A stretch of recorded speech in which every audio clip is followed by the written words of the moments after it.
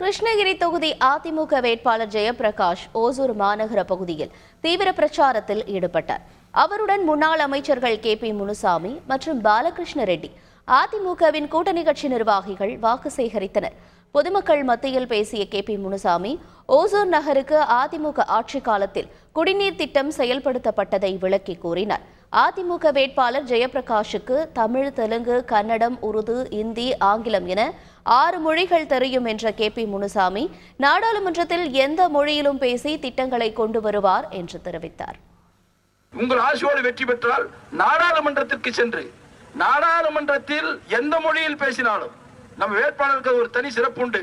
அதுவும் பொதுவாக நம்முடைய ஓசூர் பகுதி வாழ் மக்களுக்கு 3 மொழி கட்டாயம் தெரியும்.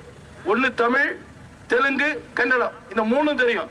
அடிஷனலா இவருக்கு என்னடா தெரியுதுன்னா இந்தி தெரியுது, உருது தெரியுது, ஆங்கிலம் தெரியுது. எதிர நீ இந்த பார்லிமெண்ட் பேசுறாலும் உடனே பதில் சொல்லக்கூடிய, கேள்வி எழுப்பக்கூடிய திறமையான ஒரு நல்ல வேட்பாளர் அன்பிற்குரிய ஜெயபிரகாஷ் அவர்கள். செய்திகளை உடனுக்குடன் தெரிந்து கொள்ள உடனே சப்ஸ்கிரைப் பண்ணுங்க.